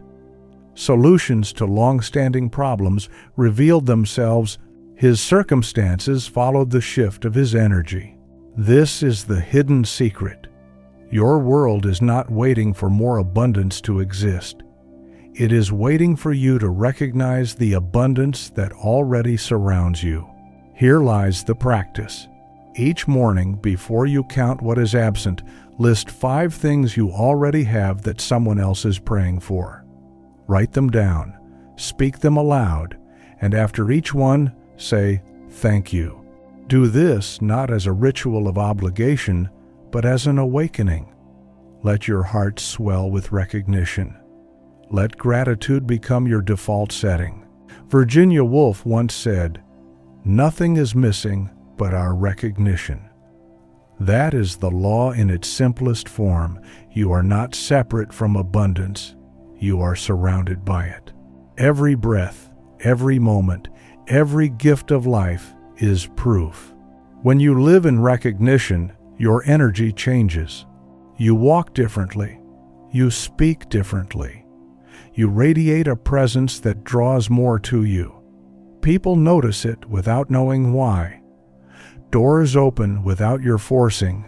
What seemed missing reveals itself as already present.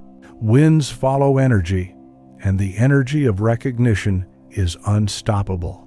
Perhaps today you feel the weight of lack. Perhaps your heart aches for what has not yet appeared. Pause here. Take a breath. Place your hand on your heart. Whisper, "Nothing is missing. I have more than enough." Feel the words ripple through you. Let them dissolve the illusion of scarcity. Let them anchor you in abundance. For in truth, the only thing missing is your awareness. Bernice's coin became a door to more because she gave it with joy. Floyd's mornings became fertile because he shifted from absence to presence. And your life will transform the moment you choose to recognize what already is. The universe is not withholding your good, it is waiting for you to see it. waiting for you to stop scanning for absence and start honoring presence, waiting for you to remember that in all things, in every season, abundance is the foundation of existence. Ancient practice for today. Write down 5 things you already have that someone else is praying for. Speak them aloud. After each, whisper, "Thank you." Then smile, knowing that you are already blessed beyond measure. The truth is eternal. Nothing is missing. Abundance surrounds you, flows through you, lives within you. Winds follow energy. And when your energy anchors in recognition, you discover the greatest secret of all. Your abundance has been here all along. Chapter 13. Become before you receive. Most people believe the formula of life is simple. First I must have, then I can become. They think, once I have money, then I will feel abundant. Once I have love, then I will feel worthy. Once I have success, then I will feel powerful. But this is an inversion of the law. The universe does not respond to what you will feel someday. It responds to what you are now. Winds follow energy, and the law is precise. You must become before you receive. On the sandy shores of a quiet harbor, a merchant's son once saw a boy named Otis drawing ships in the sand. Each morning, Otis traced the lines of hulls and sails with care, speaking to them as if they already belonged to him. "This one will sail to distant lands," he said. "This one will return with treasures." The merchant's son laughed. "Why waste time with fantasies?" he asked. "You own no ships, you command no sailors." But Otis wasn't dreaming, he was remembering his future. Every morning he walked the docks as though inspecting his fleet. He spoke with sailors as though he were their captain. At taverns he tipped generously, even though his pockets were nearly empty. He was not pretending, he was embodying. Years later, his ships truly arrived, opportunities flowing toward him as naturally as the tide. He had not waited to have before becoming. He had become, and therefore he received. This is the principle of energetic congruence. The universe does not respond to your words or wishes alone. It responds to the identity you embody. When your energy field matches the reality you seek, manifestation becomes inevitable. Josephine understood this truth in her own way. She lived in a small apartment with plain furniture and peeling paint. But in her heart, she carried the vision of a dream home. Instead of waiting until it appeared, she began living as though it were already hers. She chose her furniture carefully, as if selecting it for her future space. She planned her garden in her journal, choosing flowers and herbs as though the soil was already beneath her hands. She wrote her new address in her notebook long before it existed. Her neighbors thought her strange, but Josephine wasn't playing make-believe. She was aligning her energy with her inevitable reality. Months later, through a series of synchronicities, a chance meeting with a realtor, a property suddenly available, unexpected financial support, she received the keys to the very home she had already embodied. The universe had simply matched her inner state with its physical reflection. Winds follow energy, and energy follows identity. The mistake many make is waiting. They postpone their becoming. They say, once I have money, then I'll act like someone wealthy. Once I'm in love, then I'll feel confident. Once I succeed, then I'll carry myself with dignity. But the universe does not deliver in that order. It is not have, then be. It is be, and then you will have. Think of a seed. Within it lies the pattern of the oak tree. It does not wait until it grows tall to contain its identity. The tree already exists inside the seed, so it is with you. The reality you desire already exists within your energy field. It waits for you to embody it. This does not mean pretending. Pretending carries the energy of lack. Pretending says, I don't have it, but maybe if I fake it, it will come. Embodiment is different. Embodiment says, this is my natural state. This belongs to me. I already am this. One is play acting, the other is becoming. Winds do not follow pretense. They follow energy. Look at your life now. Where are you waiting? Where are you postponing your becoming until proof arrives? What would shift if you decided to embody your desired reality now, not tomorrow, not when the evidence comes, but now? Imagine the person you would be if you already had everything you desired. How would you walk? How would you speak? What choices would you make differently? That version of you is not waiting in the future. That version is available now, and the moment you step into it, the universe responds. This is the hidden truth. Your energy field does not know the difference between what is real and what is imagined. It only knows resonance. Each time you embody your desired state, you broadcast its frequency. Each time you broadcast that frequency, reality reorganizes to match it. Winds follow energy, and the energy of embodiment is the strongest signal you can send. Here lies the practice. Today, choose one action that your future self would take. Perhaps it is how you dress. Perhaps it is how you speak. Perhaps it is how you carry yourself in a room. Do not wait until the evidence arrives. Take the action now. Embody the person you are becoming. Do not do this with strain. Do not force it. Let it be natural. Allow your energy to say, I am already here. I already am. Josephine's journal became her blueprint. Otis's ships in the sand became his fleet, and your daily choices will become the seeds of your reality. Winds follow energy, not someday energy, not wishing energy, but the energy of embodiment. So ask yourself, who am I becoming today? Will I wait for evidence, or will I step into the identity of my desires? For the law is clear, you must become before you receive. Ancient practice for today. Choose one decision you will make today as your future self. Walk, speak, or act in a way that reflects the reality you desire, not tomorrow, but now. Whisper to yourself, I become, and therefore I receive. The truth is eternal. You are not chasing your dreams, you are becoming them. And as always, winds follow energy. Chapter 14. Your energy has memory. Every thought you think, every feeling you hold, every belief you entertain leaves an imprint.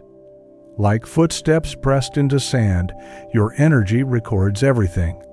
These imprints accumulate, becoming the melody your life sings to the universe. This is why certain patterns repeat, why the same struggles return, why familiar obstacles resurface no matter how far you run. It is not because life conspires against you, it is because your energy has memory.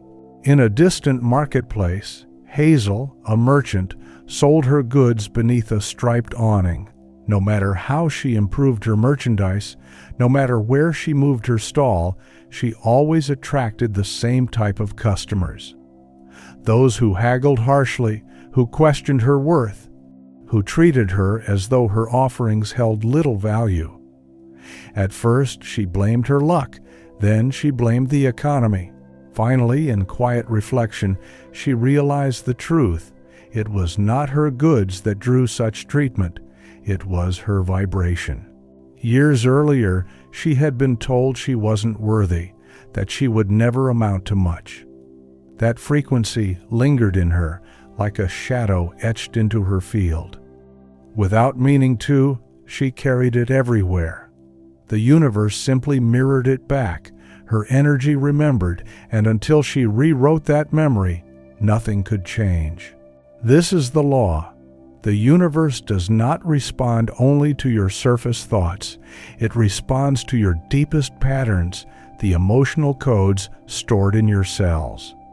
Your energy is like a record player, spinning the songs of your beliefs again and again.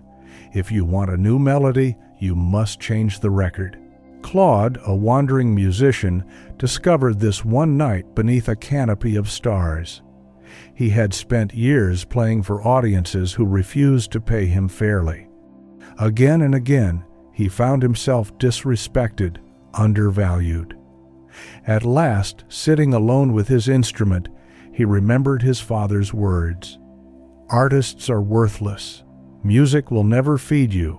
The memory pierced him, and with it came clarity. Every performance had carried an undertone of unworthiness. He had been broadcasting his father's judgment through his very song, and so the world had reflected it back. But that night, Claude chose differently. He began humming a new tune, not of lack, but of worth. Each morning he played music that made him feel valued. Each time an old thought surfaced, he transformed it into melody, a hymn of abundance, a song of joy, a declaration of worthiness. Slowly, his audiences shifted. Patrons appeared who honored his art, who paid generously, who celebrated his gift. The world had not changed. His energy had. Winds follow energy, and energy remembers. Perhaps you too have noticed patterns repeating. Relationships that echo each other, financial struggles that recur, setbacks that seem familiar. Look closer. Beneath them lies a vibration carried forward, an emotional memory broadcasting without your awareness. This is not punishment, it is feedback. The universe shows you what you carry until you are willing to change it. But here lies the gift. Energy memory is not permanent. Just as water can smooth stone, just as fire can reshape metal, you can rewrite the song your energy sings. You are not condemned to repeat your past. You are invited to reprogram it. Your energy remembers not just pain, but power. Every moment of joy, every victory, every act of love is also etched into your field. The question is, which memory do you rehearse? Which imprint do you amplify? Most rehearse their wounds.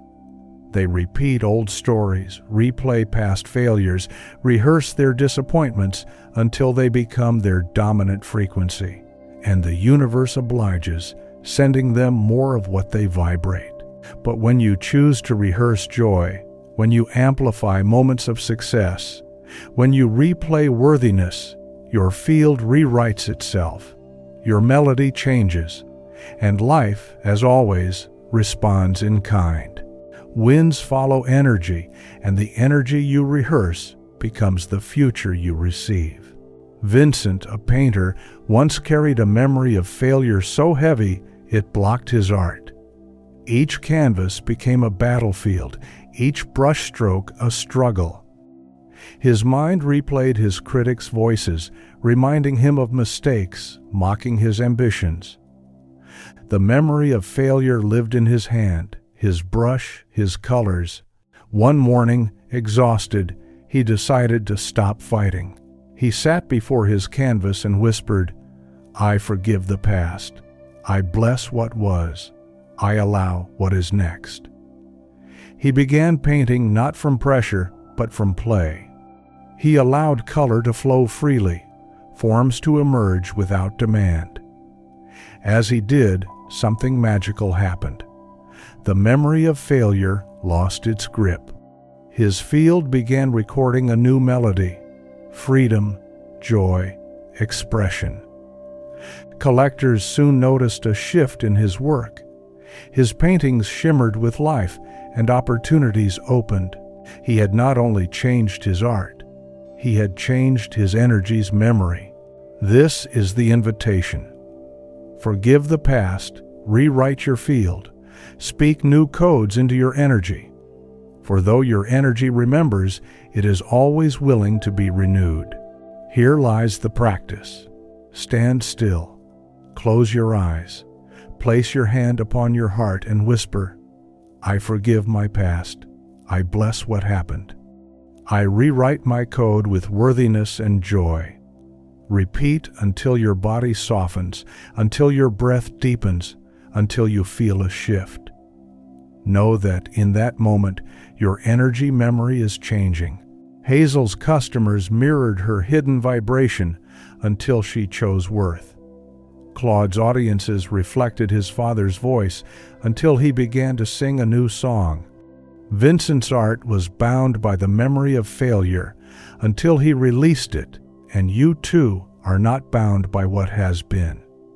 You are free to choose what your energy remembers. Winds follow energy, and energy follows the memories you rehearse. So ask yourself, what am I rehearsing today? Am I replaying lack or amplifying abundance? Am I rehearsing fear or magnifying faith? Am I carrying old wounds or birthing new codes? Your energy is the archive of your soul, but you are the author. You can edit, you can rewrite, you can choose what remains. Ancient practice for today. Speak aloud. I forgive my past. I bless what happened. I rewrite my energy with joy, worthiness, and abundance. Let these words become your new melody. Repeat them until your field hums with resonance. The truth is eternal. Your energy has memory. But you are the keeper of the pen. Choose carefully what you rehearse, for that is the song your life will echo. Winds follow energy, and when your energy remembers joy, abundance, and worth, your future becomes inevitable. Conclusion. The signal you carry. You have walked with these words as with a lantern in the night. You have traced the path of alignment, of remembrance, of becoming. Along the way, you have discovered the ancient law whispered through every story, every practice, every breath. Winds follow energy. And now, as we close, let us pause to remember what that means. Your victories are not random. They are not accidents of chance, not rewards handed out by fate, not favors from fortune. They are reflections, mirrors of the signal you carry within. Every win you have ever known, every door that has opened, every blessing that has arrived was born first as vibration. Before it took shape in your world, it lived in the unseen field of your energy. The universe has never judged you. It has never withheld from you. It has only mirrored you.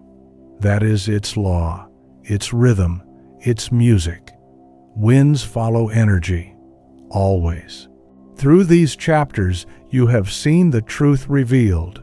That faith is not a waiting room, but a frequency. That surrender is not giving up, but letting in. That joy is not a reward at the end, but the shortcut in. That you do not chase your desires, you become them. That nothing has ever been missing except your recognition of what is already here. Each story, each ancient practice, each whispered teaching has pointed you back to this. Your life bends to the energy you broadcast. And so the invitation is simple but sacred. Guard your vibration as your most precious treasure. Speak to your future as if it is already here. Walk in the identity of your desires before the evidence arrives. Bless what you have, so more may flow. Forgive the past, so your energy may sing a new song. Protect your altitude, so your winds may land. This is not about force. It is about flow, not about striving, about aligning, not about waiting, about remembering. Look back on your path and see it clearly. Every setback was not a denial, but a preparation. Every delay was not absence, but timing. Every silence was not punishment, but incubation. You have passed the tests, not because you never doubted, but because you returned to trust. Not because you never fell, but because you rose again. You bent, but you did not break. You endured, and in enduring, you expanded. You stayed when others quit. You whispered faith when logic shouted fear. And in that choice, you proved the law true. Winds have followed your energy before, and they will again. So now, let this be your compass. When doubt whispers, remember, winds follow energy. When fear shouts, remember, winds follow energy. When the path seems long, remember, winds follow energy.